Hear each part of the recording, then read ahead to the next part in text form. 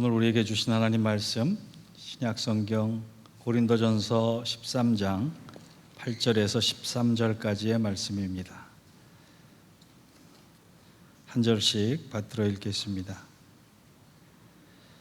사랑은 언제까지나 떨어지지 아니하되 예언도 패하고 방언도 그치고 지식도 패하리라. 우리는 부분적으로 알고 부분적으로 예언하니 온전한 것이 올 때에는 부분적으로 하던 것이 패하리라. 내가 어렸을 때에는 말하는 것이 어린아이와 같고 깨닫는 것이 어린아이와 같고 생각하는 것이 어린아이와 같다가 장성한 사람이 되어서는 어린아이의 일을 버렸노라. 우리가 지금은 거울로 보는 것 같이 희미하나 그때는 얼굴과 얼굴을 대하여 볼 것이요 지금은 내가 부분적으로 아나 그때는 주께서 나를 아신 것 같이 내가 온전히 알리라. 그런즉 믿음, 소망, 사랑 이 세 가지는 항상 있을 것인데 그 중에 제일은 사랑이라. 아멘.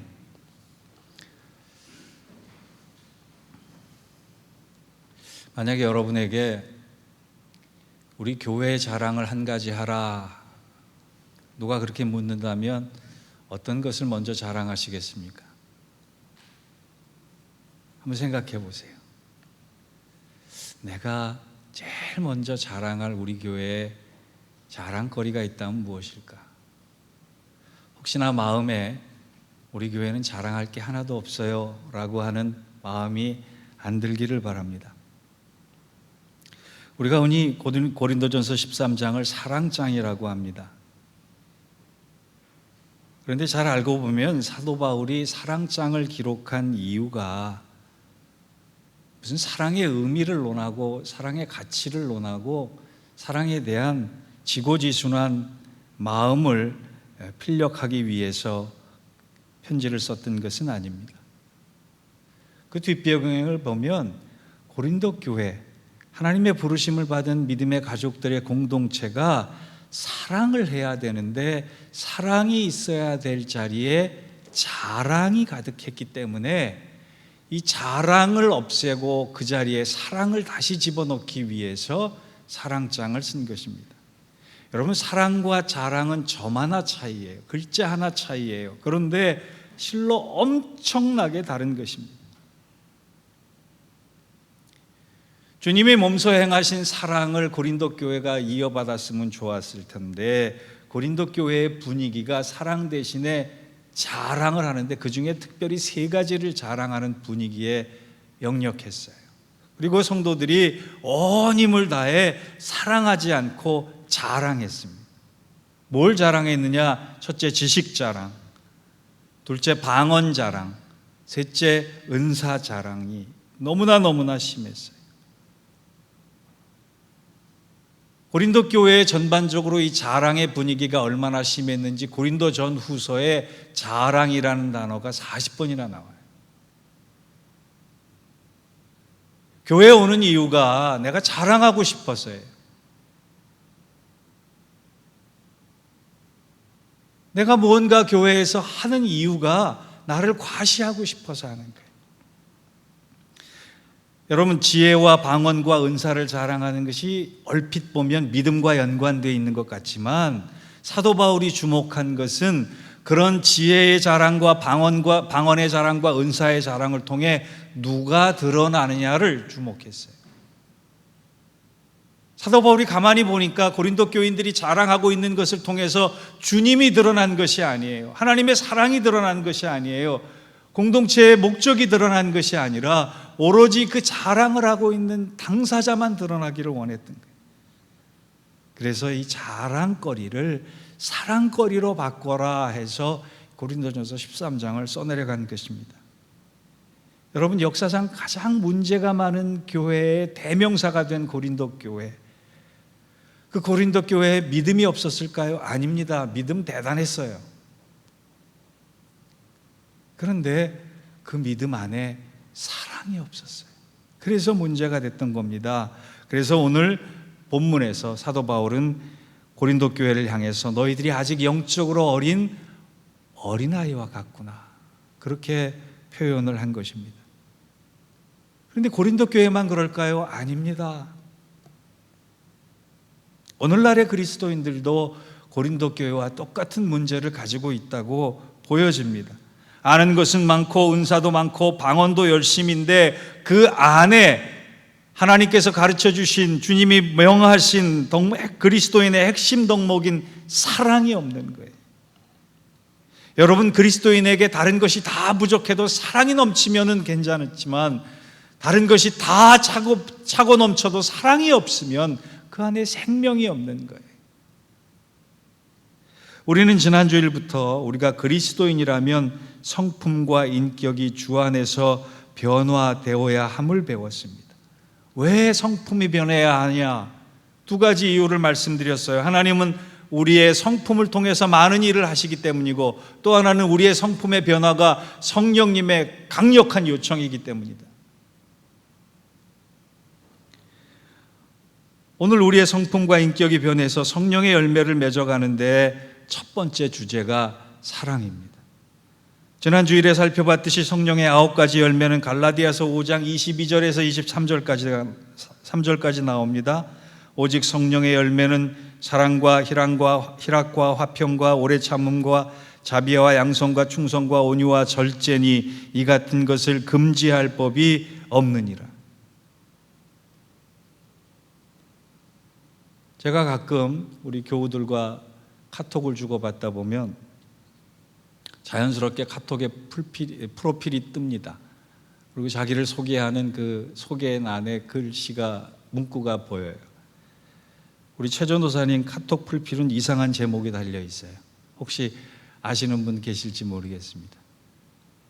사희와 오지양 충원절. 이건 뭐 중국어가 아니라 방언이 아니라 성령의 9가지 열매 앞글자만 따놓은 겁니다. 사랑과 희락과 화평과 오래 참음과 자비와 양성과 충성과 온유와 절제다. 우리가 성품이 변하는데 가장 먼저 우리에게 다가와야 될 것이 뭐냐? 사랑입니다. 왜 사도 바울은 사랑을 성령의 열매 첫 번째로 불러왔을까요? 그 이유는 사랑이 그만큼 중요하고 그 뒤에 따라오는 8가지 열매를 맺게 하는데 기초가 되는 성품이기 때문에 사랑이 중요한 것. 그래서 사랑을 제일 먼저 성령의 열매 가운데 놓은 것이에요. 우리가 변화를 위해서 오늘 사랑을 2가지로 좀 살펴봤으면 좋겠습니다. 첫째, 우리 성품이 변하는 것은 무엇으로 드러난다? 사랑으로 드러난다. 그리고 그 사랑은 오래 참음이 특징이 된다라고요. 오늘 본문 13절을 보면 이상한 점이 하나가 있습니다. 그런즉 믿음, 소망, 사랑 이 3가지는 항상 있을 것인데 그 중에 제일은 사랑이라. 제가 만약에 글을 썼다면은 이렇게 안 썼을 것 같아요. 왜? 그 중에 제일이 사랑이기 때문에 사랑을 맨 앞으로 빼서 그런즉 사랑과 믿음과 소망 이 3가지는 항상 있을 것인데 그 중에 제일은 사랑이라 이렇게 썼을 것 같아요. 그런데 사도 바울은 거꾸로 사랑이 제일이라고 하면서 사랑을 제일 끝에다 뒀습니다. 왠지 아세요? 믿음과 소망이 사랑으로 증명되기 때문이다라고 하는 뜻으로 적은 겁니다. 내가 행하는 사랑은 내 믿음을 증명한다는 거예요. 내가 진짜 믿음이 있다면 나는 사랑에 넉넉한 사람, 사랑에 부유한 사람, 사랑을 실천할 수 있는 사람이 된다는 겁니다. 그런데 이 사랑에 대해서 얘기를 하면서 가장 많이 반복하고 있는 단어가 하나 있습니다.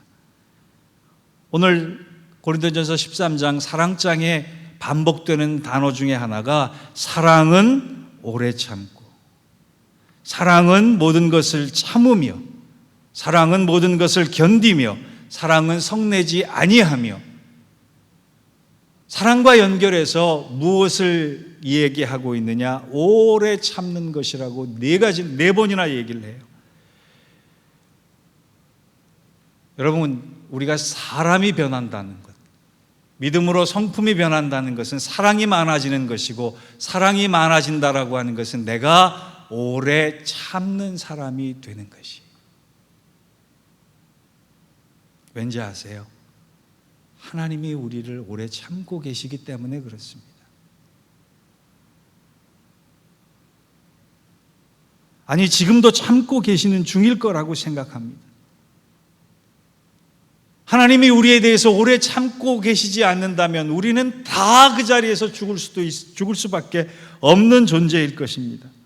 여러분, 주님께서 재림하시겠다고 한 날짜가 2000년 전입니다. 그런데 아직도 오지 않는 것을 두고 원망하는 사람이 있어요. 주님 왜 오지 않으세요? 주님 빨리 오세요. 그런데 이 종말의 날짜, 재림의 날짜, 심판의 날짜가 뒤로 자꾸 미루어지는 이유가 베드로후서 3장 9절에 이렇게 말씀하고 있어요. 주의 약속은 어떤 이에 더디다고 생각하는 것 같이 더딘 것이 아니라 오직 너희를 대하여 오래 참으사 아무도 멸망치 않고 다 회개하기에 이르기를 원하시느니라. 주님이 참고 계신다는 거예요. 하나님이 참고 계신다는 거예요. 내가 더 온전한 하나님의 사람이 되고 내가 더 온전한 그리스도인에서 살아갈 수 있도록 참고 계시고, 아직도 예수를 모르는 사람들이 주님의 사랑 안으로 들어올 수 있도록, 그 생명의 구원의 부르심에 응답할 수 있도록 참고 계신다는 거예요. 참고 계신다. 그에 비하면 우리는 얼마나 참지 못합니까? 하나님이 나 하나를 수십 년 참고 계시는데 우리는 다른 사람에 대해서 단 5분도 참지 않습니다. 저 역시나 목사임에도 불구하고 얼마나 많은 이 부분에 시행착오와 실수를 하고 있는지 몰라요. 실수와 시행착오는 괜찮습니다. 할 수 있어요. 그런데 우리가 착각하고 있는 게 있어요. 오늘 본문이 좀 길어서 제가 읽지 않았지만 우리 사랑장의 1절에서 3절까지를 보면 이런 말씀이 있어요. 내가 사람의 방언과 천사의 말을 할지라도 사랑이 없으면 소리나는 구리와 울리는 꽹과리가 되고, 내가 예언하는 능히 있어 모든 비밀과 모든 지식을 알고 또 산을 옮길 만한 모든 믿음이 있을지라도 사랑이 없으면 내가 아무것도 아니요 내가 내게 있는 모든 것을 구제하고 또 내 몸을 불사르게 내어줄지라도 사랑이 없으면 내게 아무 유익이 없느니라. 이 문장의 주어가 뭡니까? 나예요. 나. 내가 사랑이 없음을 적용하라는 얘기예요. 내가 사랑이 없으면 아무것도 아니다라고 생각하라는 거예요. 그런데 우리는 이 말씀을 들으면서 나는 적용하지 않습니다. 이 말씀 장 집사가 들었으면 좋겠다. 이 말씀 최 집사가 들었으면 좋겠다. 주어를 I에서 U로 바꿔버리는 게 우리라는 얘기예요. 내가 사랑하지 않는 문제는 생각하지 않고 남이 나를 사랑하지 않는 문제만 집착하기 때문에 사랑의 열매가 없는 겁니다. 제가 예전에 신학교 때 우리 설교학 교수님께서 이런 얘기 해주신 걸 지금도 기억하고 있어요. 뭔 얘기냐? 우리나라 전 고전에 미담이 하나 있는데 새색 씨가 이제 시집을 왔어요. 처음으로 시아버지 시어머니를 공경하기 위해서 밥을 짓는데 그만 밥을 태웠던 모양입니다. 부엌에 앉아서 울고 있는데 그 모습을 본 신랑이 다가가서 밥이 타서 울고 있는 새색 씨가 울지 않도록 하기 위해 이렇게 얘기합니다. 내가 오늘 바빠서 물을 조금밖에 길러오지 않아서 물이 부족해서 밥이 탄 모양이구려. 그랬더니 그 부엌을 앞을 지나가던 시아버지가 이 광경을 보고 뭐라고 말씀하시느냐? 아니다. 너희 둘의 잘못이 아니라 내가 늙어서 근력이 약해져서 장작을 잘게 패지 못해 불이 셌던 모양이구나. 그래서 밥이 탔구나. 이건 다 내 잘못이다. 그리고 아들과 며느리를 위로할 때 이 소동을 본 시어머니가 와서 아니다, 내가 늙어서 밥 냄새를 못 맡아서 밥 내려놔야 할 때를 제때 알려주지 않아서 밥이 탄 모양이니 이것은 내 잘못이다. 그러면서 설교학 교수님이 목회를 이렇게 하라 그러시더라고요. 그래서 제가 생각하기에 목회는 밥하는 거구나, 그렇게 생각을 했어요. 여러분, 상대방에 대해서 오래 참을 수 있다면 그 결과는 아름답고 복된 것으로 연결이 됩니다. 오래 참음이란 다른 것이 아닙니다. 그 사람을 기다려주는 거예요. 제가 성도들의 믿음을 생각하면 복장이 터질 때가 한두 번이 아니에요. 그때마다 제가 하는 방법이 있어요. 십자가를 묵상하며 기도합니다. 하나님이 나를 오래 참고 계시는데 내가 성도가 이 길을 이탈하지 않고, 이 길을 벗어나지 않고, 이 길을 역행하지 않고 회복될 때까지 기도로 돕겠습니다. 주님, 우리 성도의 믿음이 달라지게 해 주옵소서. 저의 부족함도 많습니다. 저의 온전치 못함도 참 많습니다. 여러분들이 저를 기다려 주셔야 해요. 그리고 서로 위해서 기다리면서 해야 할 일은 그 사람을 위해서 기도하는 겁니다. 여러분, 오래 참는 사랑은 보이는 복음이라고 얘기할 수 있어요. 우리 서로에 대해서 오래 참아서 하나님께서 우리의 사랑을 통해 마음껏 일하실 수 있는 이 은혜와 축복이 함께 우리 공동체에 임하기를 주의 이름으로 축원합니다. 두 번째, 성령의 열매를 맺기 위한 성품의 사랑은 무례하지 않다는 거예요. 무례하지 않다는 거예요. 오늘 본문 말씀 읽지 않았던 부분의 4절과 5절을 보면 이렇습니다. 사랑은 오래 참고, 사랑은 온유하며, 시기하지 아니하며, 사랑은 자랑하지 아니하며, 사랑은 교만하지 아니하며, 무례히 행치 아니하며. 제가 왜 무례히 행치 아니함을 뽑았느냐 하면 15가지의 사랑의 의미를 설명하는 중에 중간에 있는 거기 때문에 그래요. 사랑장의 중간에, 중심에 놓여 있는, 가운데 놓여 있는 게 무슨 덕목이냐? 무례히 행치 아니한다는. 여러분, 사랑은 예의 바른 겁니다. 우리는 흔히 사랑하기 때문에 이해할 것이라고 생각하고 상대방에게 아무나 대할 때가 얼마나 많은지 모릅니다. 그런데 온전한 사랑은 상대방을 존경하고 존중하는 겁니다.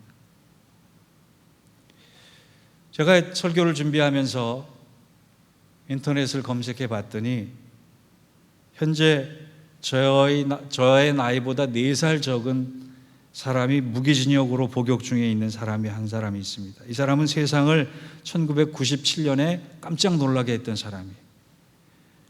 97년 1월 20일 날 부산교도소를 탈옥해서 무려 3년 가까이 도피 생활을 해서 유명해진 사람입니다. 그의 이름은 신창원이라는 사람이에요. 혹시 기억나실지 모르겠어요. 도망 중에도 여장을 하고 또 잡히지 않고 또 많은 여성들과 동거를 하기도 했고 흔적 하나 남기지 않고 잘 피해 다녔던 그 사람. 그 사람이 중학교를 마치지 못하고 범죄자가 된 이유가 초등학교 5학년 때 그의 담임선생님의 한마디 때문이었다고 그가 고백을 했습니다. 우리가 어렸을 때에는 육성회비라는 것이 있었어요.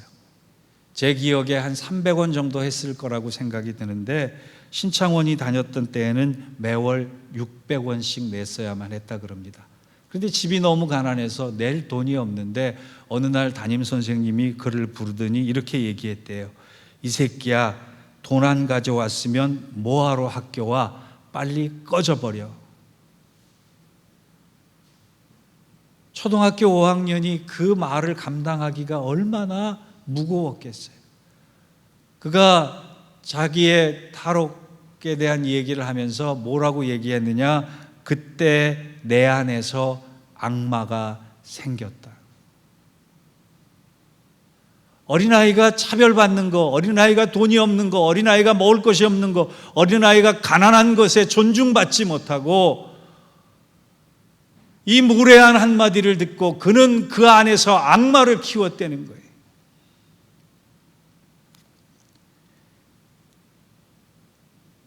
여러분, 진리라도 예의 없이 주어질 때에는 결코 진리가 될 수 없습니다. 사도 바울이 왜 사랑은 무례히 행치 아니하고라고 하는 얘기를 할 수 있었느냐? 주님을 겪었기 때문이에요. 주님이 자신을 한 번도 무례하게 대한 적이 없는 거예요. 사도들의 공통적인 얘기입니다. 그래서 요한계시록 3장 20절에 이런 말씀이 있어요. 볼지어다 내가 문 밖에 서서 두드리노니 누구든지 내 음성을 듣고 문을 열면 내가 그에게로 들어가 그로 더불어 먹고 그는 나로 더불어 먹으리라. 주님께서 마음껏 문을 여는 것이 아니라 내가 들어간다 선언하고 그렇게 하신 것이 아니라 내가 들어가길 원하는데 너의 마음 좀 열어주지 않으련 노크하신다니. 그만큼 상대방을 존중하고 예의 있게 대하신다는 거예요. 우리가 무례하지 말아야 될 이유가 분명히 있습니다. 그것은 9절과 10절에 나옵니다. 우리는 부분적으로 알고 부분적으로 예언하니 온전한 것이 올 때에는 부분적으로 하던 것이 패하리라. 우리가 알고 있는 것, 우리가 느끼고 있는 것, 우리가 생각하고 있는 것, 우리가 받아들이고 있는 것들이 주님 보시기에는 다 부분적인 거예요. 근데 우리는 어떻게 해요? 내가 알고 있는 것이 전부인 것 같고, 내가 상대방보다 더 많이 알고 있는 것 같고, 내가 상대방보다 더 힘이 있는 것 같고, 내가 상대방보다 더 나은 사람 같고. 아니에요. 주님 보시기에는 부분적인 모습의 노예가 되고 있는 거예요. 저도 설교하면서 항상 주님, 제가 알고 있는 것이 부분적인데 이것이 전부인 양 얘기하지 않게, 선포하지 않게 해달라고 그렇게 기도합니다. 공항을 가면서 골든아워라고 하는 이국정 교수의 책을 사서 비행기 안에서 읽은 적이 있는데요. 생명의 경각에 달린 헬리콥터 환자, 뭐라 그러죠? 급성 환자라 그래야 되나요? 예? 위급 환자. 예. 위급 환자가 생겼을 경우에 헬리콥터를 띄우는데 헬리콥터를 한번 띄우고 나면 민원이 수십 개가 들어온다 그래요. 어떤 민원이 들어오느냐? 자다가 깼으니 보상하라. 또 어떤 민원이 들어오느냐? 김밥 먹다가 먼지가 날려서 김밥을 못 먹게 됐으니 배상하라. 여러분, 사랑하는 거 쉽지 않습니다. 그런데 우리가 변해서 사랑하면 그 사랑의 열매는 상상할 수 없는 거예요. 제가 금요일 날 토요일 날 5시간 거리에 있는 교회에 가서 잠깐 말씀을 전하고 왔습니다. 육체적으로는 너무 힘들었어요. 2016년에 한번 다녀오고 다시금 초청을 받아서 말씀을 전하고 왔는데 너무너무 행복했어요.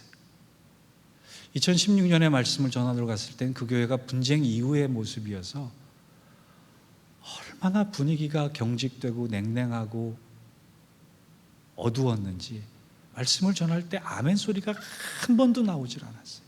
그때는 참 마음이 아팠어요. 근데 이번에 가서 보니까 교회가 환해졌어요. 성도들이 환해졌어요. 시키지 않아도 아멘 소리를 얼마나 잘하는지 몰라요. 이유가 여러 가지가 있겠지만 그 중에 한 가정이 아주 헌신적으로 사랑을 감당한 거예요. 시간이 오래 걸렸다고 합니다. 그런데 한 가정이 그 교회를 사랑하고 그 성도들을 사랑하고 복음을 사랑하다 보니까 그 한 가정에 의해서 점점 더 공동체가 변화가 되기 시작하는데 열매가 보이는 거예요. 저도 갔다 오는 내내 우리 교회를 생각하면서 기도했습니다. 하나님, 우리 교회도 하나님의 오래 참음 같이 우리 서로 오래 참으며 깊은 사랑하게 해달라. 그 깊은 사랑의 도구가 내가 되겠습니다. 자원하는 사람이 넘치게 해달라. 그리고 그 오래 참고 헌신된 사랑을 함을 통해서 다른 사람이 변해가는 것을 우리가 기뻐할 수 있는 예인교회 가면 믿음 가운데 성장하고 소망 가운데 인내하며 깊은 사랑의 사람으로 변화돼서 그 교회 가서 사랑을 배울 수 있었어. 주님도 그렇게 말씀하시고 무사람들도 우리 교회를 그렇게 얘기해 줄 수 있는 이 사명과 또 열매 앞에 우리 먼저 도구가 되어 아름답게 사용되어지는 은혜와 축복이 함께 하시기를 주의 이름으로 축원합니다. 기도하겠습니다. 하나님, 사랑에 대해서 참 자신이 없습니다. 그런데 오늘 말씀을 통해 내가 먼저 사랑할 때에 얼마나 많은 열매가 있는지를, 또 내 믿음은 사랑으로 보여짐을 배웠습니다. 우리 가슴 깊은 사랑, 오랫동안 하는 사랑, 아름다운 도구가 되어서 주님 사랑을 세상에 전할 수 있고 공동체에 펼쳐갈 수 있는 저희들 각자가 되게 하여 주옵소서. 주님 앞에 영원한 것 사랑을 안고 올라가서 너 참 어려운 가운데 사랑 많이 했음을 내가 칭찬한다, 이 말씀 들을 수 있도록 저희들을 사랑의 도구로 사용하여 주시옵소서. 예수님의 이름으로 기도하옵나이다. 아멘.